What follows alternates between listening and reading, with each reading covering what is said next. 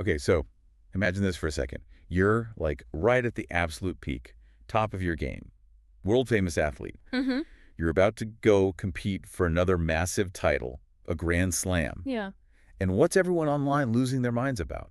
Not the forehand, I'm Not getting. the forehand, not the serve, not the footwork, Yeah. your haircut, the trim you just got. It sounds kind of ridiculous when you put it like that, doesn't it? But that is exactly what's been happening with Carlos Alcaraz. Right, this incredible young player, multiple slams already, Yeah. and boom. The biggest conversation starter isn't, his prep for the French Open. It's this, what are they calling it? A follicular frenzy. Follicular frenzy. Yep. All sparked by his haircut in, what was it, late May 2025? Just before Roland Garros. A haircut. And apparently he got it back home in Murcia. From Victor. Yeah, his usual guy. The barber he's supposedly been going to since he was just a kid. See, that makes it even weirder, doesn't it? This isn't some like trendy Paris salon experiment. This is his longtime trusted barber. Exactly. That connection, that hometown loyalty suddenly becomes this global flashpoint online. It's way more than just, oh, I don't like his hair. It's become a whole saga. And that's pretty much what we're diving into today. We want to unpack this whole surprisingly dramatic hair situation. Right. Like, why does a tennis star's haircut cause this massive reaction? Yeah, why? And we want to trace the history here because this isn't the first time, apparently. Yeah, definitely not. And figure out what it maybe tells us about, fame today, fandom, how image works in sports, maybe even superstition. All of that. So jumping right in, what's the first thing that really grabs you about this whole Alcaraz hair thing? For me, it's just the sheer scale of it. I mean, he's only 21, right? Yeah, still so young. But he's already this global figure. And that means every single tiny detail, like literally the way his hair is cut, gets put under this microscope by millions of people online. It really shows how invested fans get, doesn't it? It's not just about the results or the stats. They connect with the whole person, the whole package. So this most recent wave, it kicked off with that cut just before the 2025 French Open. Back in Murcia, visiting Victor. You'd think, okay, standard pre-tournament tidy up, like getting your rackets restrung. Exactly. But then the picture surfaced. And the reaction was, well, not standard Right. at all. The style itself, people described it as like a high fade, super sharp taper. And that weird little design shaved in the back. Yeah, that distinctive design, let's call it. It just, phew, it blew up. Oh, the comments were just wild. You saw everything on X, stuff like, fans genuinely pleading, Carlitos, no, what is this? Stop the barber. Yeah. And then there was that one comment, I think a tennis journalist shared it, basically joking that Victor deserved jail time for this crime against hairlines. Jail time. I mean, wow, that's quite a reaction to a haircut. It makes you wonder, right? Is it just like typical internet exaggeration, which we see all the time? Or did it genuinely look that bad to that many people? I mean, language like crime against hairlines suggests it really hit nerves somehow. And like we said, this wasn't the first rodeo. This hair thing, it's almost become like a running joke, a pre-slam ritual for the fans. Yeah, remember June 2024? Before Wimbledon, Victor posted that photo of Carlos, fresh fade, all proud, ready for the grass swing. And the reaction then was pretty intense too, wasn't it? Oh yeah, very similar. Instantly you had tweets like, death, taxes, and Alcaraz's barber committing crimes before slams, people saying he needed to find someone else, maybe not in Murcia. But the funny thing is, he won Wimbledon after that cut. Exactly. So clearly it didn't affect his actual tennis. Nope. But the hair saga continued. January 2025, before the Australian Open. This time, he turns up with a full-on buzz cut. Right. And he actually talked about that one, gave a totally sensible reason in an interview. Well, yeah. What do you say? He basically said his hair grows incredibly fast. Like 3 days later, it's grown out fast. And managing it in the Melbourne heat, 40 degrees Celsius. Oh, okay. That makes sense. He said he just felt he needed something new and practical for the conditions. So, a logical choice from his end. Very functional. Totally. But did the internet care about logic? Of course not. Let me guess. Memes. Memes galore. I saw one tweet that got tons of likes just saying, New Year, new Carlitos, same old barber disaster. Oh, man. Brutal. And then, to add another completely weird twist, news came out around that same time, January 2025, that Victor was actually closing his barber shop. No way. Oh, that must have sent the fans into overdrive. Gold. Yeah. Pure online drama gold. It wasn't just, oh, that's a shame for Victor.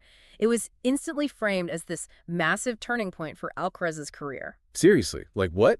Posts immediately popped up like, okay, Carlos Alcaraz to win everything now, or it's for the best, that Barber was holding him back. Oh my God, attributing losses to his barber. Yep.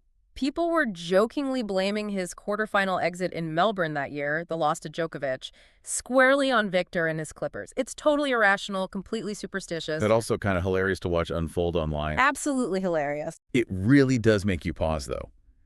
Why a haircut? Why does that become the thing everyone latches onto and debates so fiercely? This guy's a world-class athlete. Shouldn't we be talking, I don't know, his backhand, his return game? I think when you step back, it's because Carlos isn't just an athlete now. He's like a cultural figure, right? Yeah, for sure. Youngest ever men's world numpy one at 19, that infectious energy, the dynamic game. He's got this huge global profile. And with that level of fame. Comes that level of scrutiny. Every tiny little detail, his clothes, his watch, and yes, his hair gets magnified, picked apart, debated by millions of fans who feel this, like, connection to him. Image is just massive in sports now, isn't it? Yeah. Maybe more than it ever used to be. You think about, like, David Beckham back in the day or Ronaldo. Yeah. Their hairstyles were global news. Exactly. Athletes become brands. Their look, their style, it's all part of the package. So whether it was that longer kind of caveman look he had when he won Wimbledon in 23. Right, people talked about that too. Or these super sharp fades. His hair becomes part of his visual identity. It's part of the Carlos Alcaraz brand almost. And when fans feel like that visual doesn't quite match the champion image they have in their heads, or just isn't a style they personally like, They react strongly.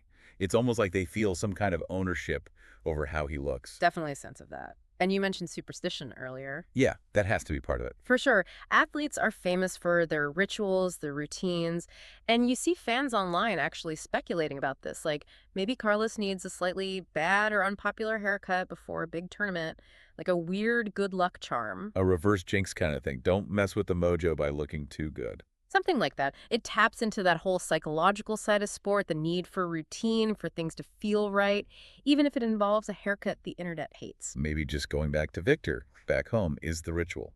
Could be. That consistency, that connection to home before stepping onto the world stage could be a huge psychological anchor for him, totally separate from how the haircut actually looks. And then there's Victor himself. He's kind of the silent character in all this, isn't he? Well, not entirely silent. He posts the pictures proudly. That's true. That picture from May 2025, the caption was full of pride, right? Calling Carlos the current Roland Garros champion, thanking him for the trust. And if you look at Carlos in that picture, he's smiling. He looks perfectly happy with it. Okay, yeah, good point. So, did something technically go wrong? Or was it just a style choice that didn't land well with, a global audience used to different looks? That's the million-dollar question, isn't it? Some of the online theories got pretty wild, suggesting Victor was having a bad day, or maybe Carlos asked for that design on the back. Someone even suggested it looked like a bull, trying to link it to Nadal. Oh, wow. Deep cuts there. But mostly, the criticism seemed to be less about, like, deliberate sabotage and more about skill, or maybe just taste. Comments like, no way a pro barber did that, or joking he got the recommendation from someone with famously bad hair. But we have to be fair here. What looks good is so subjective. Totally subjective. And there's that cultural context, right? Yeah. That high fade with designs. Apparently that's a really popular style for young guys in Spain. Exactly. I saw someone point out half the guys aged 6 to 30 in Spain have this haircut.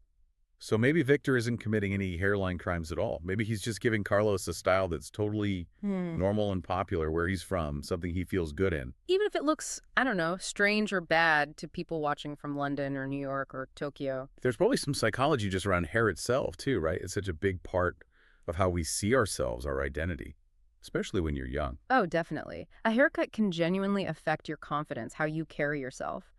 And for a global superstar, apparently, it can also cause a social media meltdown. And for athletes, like we touched on, it can be tied into the mental game, ritual. And Carlos giving that practical reason for the buzz cut, the heat, the maintenance it shows there is function behind it sometimes.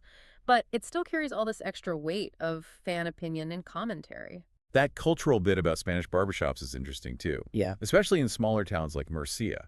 They're not just haircut places, are they? Traditionally, no. They're community spots. Places to hang out, chat, catch up.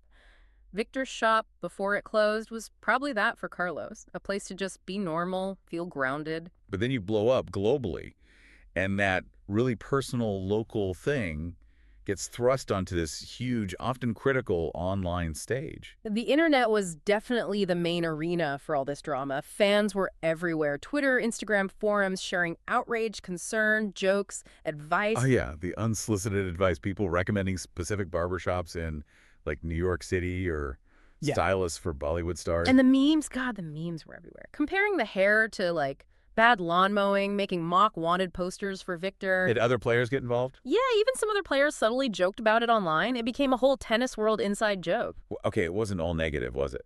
There were defenders. Oh yeah, definitely. A solid chunk of the fan base was defending Victor, defending Carlos's choice, pointing out, hey, he won the French Open in 2024 with a similar fade. Right, saying maybe this bad haircut is actually his lucky charm, his secret weapon, telling everyone else to chill out. You saw comments like, he won RG with a fade, he'll win Wimbledon with this, just watch. Which is, a very valid point if he's playing well and winning. Does any of this hair stuff really matter? Exactly. Which, brings you back to the core issue. The focus should be on his tennis, his incredible talent, even while this completely bizarre but admittedly entertaining sideshow happens online. So as the 2025 French Open actually started, obviously everyone was watching his matches. But you just know a huge number of people were also doing a quick hair check. Did he keep the fade? Did it grow out a bit? Who cut it this time now that Victor's shop is closed? Were there rumors about that? Where he was getting it cut? Little whispers online, yeah. Maybe back in Murcia, finding someone new, maybe someone traveling with his team, who knows? It's undeniable, though. His hair has sort of become its own weird character in his career story. A strange little subplot that fans are weirdly invested in. Yeah, it adds this layer of fan engagement you just wouldn't expect. So whether you personally thought the cut was, a five-alarm fire or a cool statement or just totally irrelevant. You can't deny it got people talking, Yeah. debating, and laughing, probably. I saw one fan kind of sum it up perfectly amidst all the chaos online, saying something like, look, Carlitos could shave his head bald and still win Roland Garros. Can we please focus on the tennis?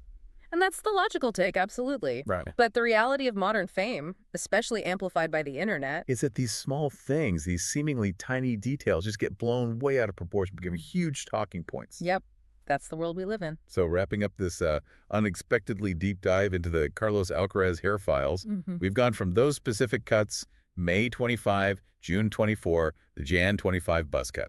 To Alcaraz's own practical reasons, the absolutely wild fan reactions, jail time, memes, the superstition. We talked about Victor, that loyalty, the shop closing, the Spanish barber culture context. And we kept coming back to that bigger picture, didn't we? How even the smallest detail about a global star gets magnified online, how it ties into image, branding, identity, fan psychology, even luck. And we saw those two clear sides. The people convinced the haircuts are fashion felonies, And the ones defending Victor are just saying, who cares? Look at him play. which is fair enough. It really does show just how much noise a simple trip to the barber can generate when you're that famous. Which leads us to, I guess, our final thought for you, listening in. When you think about all the energy, all the attention, maybe even some real emotion that fans poured into something like an athlete's haircut, what does that tell us? About our own relationship with celebrity, with image, especially now in the digital age, and maybe, just maybe, about the things we choose to focus on and get worked up about online. Something to chew on, definitely. Next time you see a picture of your favorite star's new look, maybe think about why you react the way you do.